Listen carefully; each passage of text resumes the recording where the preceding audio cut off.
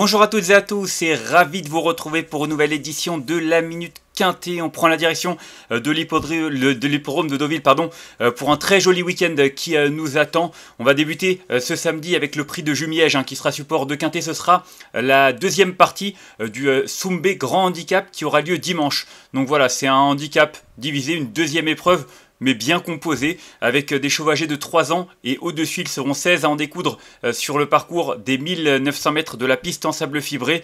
Troisième course qui est prévue aux alentours de 15h15. Ce qui est intéressant, c'est de voir une pouliche de 3 ans face à ses aînés. C'est vrai qu'en général, les plus jeunes hésitent parfois à affronter leurs aînés alors qu'ils ont encore des courses à leur disposition. Toujours est-il que c'est un petit peu l'attraction, mais ça reste une course qui est très ouverte, notamment sur cette piste en sable qui a vraiment apporté de grosses surprises depuis le début de l'été. Donc on va essayer d'y voir clair. Moi j'ai retenu en tête de ma sélection le numéro 7, Sœur. C'est une pouliche qui est encore toute neuve. Elle est âgée de 4 ans celle-là, pas de 3 ans en tout cas. Depuis son retour en piste cette année, 3 courses, 3 podiums dont une victoire. Du coup, elle a ouvert son palmarès à Saint-Cloud en tout début d'été. C'était le 9 juillet dernier. Elle a été orientée dans les handicaps. Elle s'est bien défendue pour son premier essai. C'était du côté de Clairefontaine. Alors là, on change un petit peu de calibre parce que c'est non seulement un quintet, mais c'est sur la piste en sable. Mais elle n'a couru que 8 fois. On connaît Stéphane Vattel, c'est un homme qui prend son temps en général. Lorsqu'il oriente dans cette catégorie, ça se passe plutôt bien. Et même si elle peut encore manquer de métier, je pense vraiment qu'elle a de l'avenir dans cette catégorie. Même si elle manque, comme je l'ai dit, d'expérience et aussi de métier sur de la piste en sable. À mon sens, elle va remporter une telle épreuve à l'avenir, dans les semaines, dans les mois qui viennent. Peut-être que j'ai un coup d'avance, peut-être pas. En tout cas, moi j'y crois et j'espère qu'elle répondra présent. Ensuite, j'ai retenu en deuxième position le numéro 3, Henri The Lion, qui reste sur 2 sorties tout à fait correctes. Et je pense vraiment qu'il a été préparé par son entraîneur Jérôme Régnier. C'est un concurrent qui avait terminé deuxième de cette épreuve l'an passé en valeur 34,5. Cette année, il est en 34. Alors oui, il est passé par la case réclamée l'avant-dernière fois, mais il vaut mieux que ça. Dernièrement à Deauville, c'était pas si mal que cela, c'était sur le gazon. Il court de manière rapprochée, mais je suis sûr qu'il a été préparé en conséquence pour ce rendez-vous. Et bien qu'il n'ait pu faire mieux que 5ème dernièrement, j'en attends beaucoup mieux, d'autant qu'il est bien placé dans les stalles de départ. Donc attention, je pense vraiment que ce numéro 3, Henri The Lion, est capable de jouer les premiers rôles. Ensuite, j'ai retenu en 3ème position le numéro 10, Straco, qui a été supplémenté pour cette compétition. Alors, il vient de terminer aux portes d'un quintet sur ce parcours. C'était le 5 août. Ça aurait presque pu être la course référence. Il n'y a que Gogun Space qui est présent, puisque d'autres concurrents qui ont devancé Straco se disputeront la palme dans le Soumbé Grand Handicap qui aura lieu dimanche. Donc je trouve que l'opposition est un peu moins relevée du coup, et c'est vrai qu'avant le coup il va sans doute afficher des progrès. Il n'a couru que 4 fois cette année. Dernièrement c'était son retour dans les handicaps, donc attention, je pense vraiment qu'à cette valeur de 33 il est capable de jouer les premiers rôles.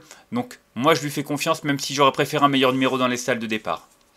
Ensuite, j'ai retenu en 4ème position le numéro 2, Gogun Space. J'en parlais, il vient de devancer Straco dans un quintet par référence parce qu'il n'était que 2. Il est référence dans le sens où c'était le même parcours.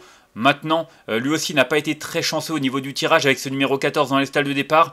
Mais il adore les pistes en sable, il est en forme, il est compétitif à ce poids-là. Un peu comme pour le numéro 10, Straco, l'opposition est certainement un peu moins relevée. Du coup, ça peut lui permettre de faire mieux que 5ème, même si c'est vrai que avant le coup, je l'ai retenu en 4ème position. Je pense même qu'il est capable de monter sur le podium. Ensuite, j'ai retenu en 5ème position le numéro 8, Kerwellen. Pas grand chose à lui reprocher, Kerwellen. C'est un cheval qui fait toutes ses courses. Il a terminé 4ème d'un Quintet Plus à Nantes en fin de printemps. Depuis 2 courses dans des épreuves à condition, ça s'est bien passé, 2ème, 3ème, la dernière en date en plus c'était sur ce parcours. Non, franchement pour son retour dans cette catégorie, il n'y a pas grand chose à lui reprocher et honnêtement, il a déjà bien fait avec Soufiane Saadi. Donc pour moi, même si pour la victoire ça risque d'être un petit peu juste face à des cadets qui sont peut-être un peu meilleurs que lui en valeur pure, en théorie il doit terminer dans les 5 premiers. Ensuite, j'ai retenu en 6ème position en bas de tableau le 14, Miss Clavel. Là, voilà, la pouliche de 3 ans qui affronte ses aînés. Alors, c'est difficile de la situer avec exactitude. Elle n'a couru que 5 fois. Maintenant, après avoir fait des débuts assez timides dans cette catégorie, elle a affiché du mieux, notamment peut-être grâce au port des œillères australiennes. Là, on lui met des œillères normales. Associé à Michael Barzalona, bien placé en bas de tableau. voilà, on a un petit peu du mal à cerner ses limites, mais clairement, elle a des références à faire valoir. Elle est bien en plus sur les pistes en sable, donc pour moi, elle est capable vraiment de tenir la dragée haute à ses aînés, pourquoi pas même de lutter pour une place sur le podium. En tout cas, c'est vraiment une attraction avant le coup. Ensuite, j'ai retenu en 7ème position le numéro 5, Cherlesquin, qui vient d'afficher un net regain de forme dans cette catégorie. Hein. Ça faisait un moment qu'on ne l'avait pas vu dans des handicaps. Il a terminé deuxième sur ce parcours le 5 août d'une épreuve un peu moins huppé. Maintenant, il portait 60 kg, là il en porte 59. Voilà, le lot dans son ensemble n'est pas extraordinaire. Et c'est vrai que c'est un cheval qui a eu d'autres ambitions, même si c'est vrai que désormais il est âgé de 8 ans, qu'il a connu des fortunes diverses et qu'il a surtout couru à réclamer ces derniers mois. Bah, je trouve que c'est un concurrent qui mérite quand même un certain crédit. Et même s'il a un numéro qui est moyen dans les salles de départ, pour moi il a sa chance pour une des 5 premières places. Et enfin, en 8ème position, j'ai retenu l'As Miss Supernova.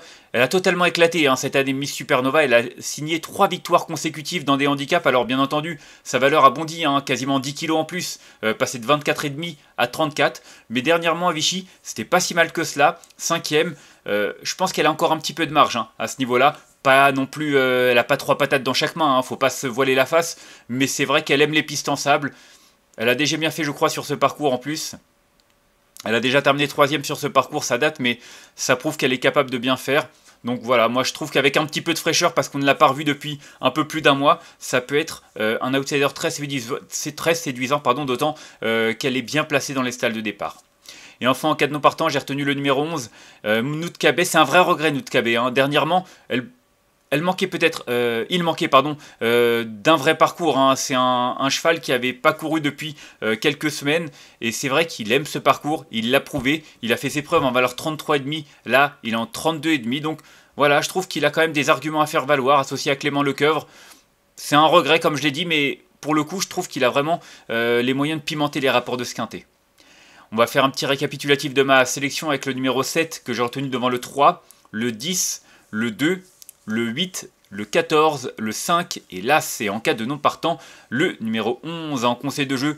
Bah, le numéro 7, Sœur, je vous l'ai dit, peut-être que j'aurai un coup d'avance pour la victoire. Pour moi, elle va remporter un handicap de ce genre très prochainement. J'espère que ce sera dès ce samedi. En tout cas, elle fait partie, à mon sens, des priorités. Le numéro 3, Henri The Lion, sans doute préparé avec soin pour cet engagement. Il a terminé deuxième l'an passé. Il tentera de faire au moins aussi bien. Et puis le numéro 10, Straco. Dernièrement, c'était son retour dans le handicap. Il a été supplémenté. Il va afficher des progrès. Et je pense qu'il est en mesure, lui aussi, de redorer son blason. Et pourquoi pas même de monter sur le podium. Donc 7, 3 et 10, mes 3 préférés. Mais vous l'aurez compris, ça reste, comme souvent, très ouvert. Et il y a de fortes chances que l'on assiste à quelques surprises. On va se quitter là-dessus. Moi, je vous remercie d'avoir suivi cette nouvelle édition de la Minute Quintet. Si vous avez aimé cette vidéo, n'hésitez pas à la liker, à la partager ou encore à vous abonner à notre chaîne YouTube en cochant la petite cloche pour être au courant des prochaines vidéos. On se retrouvera dimanche, bien entendu, à Deauville pour le Sombé à grand handicap. Ils ne seront que 13 hein, au départ. Je ne sais pas comment s'est passée la découpe de ce gros handicap. En tout cas, bon, peut-être que ce sera plus facile de découvrir la solution. En tout cas, on en reparlera dès demain. D'ici là, je vous souhaite une excellente journée et de bons jeux à tous. Bye bye.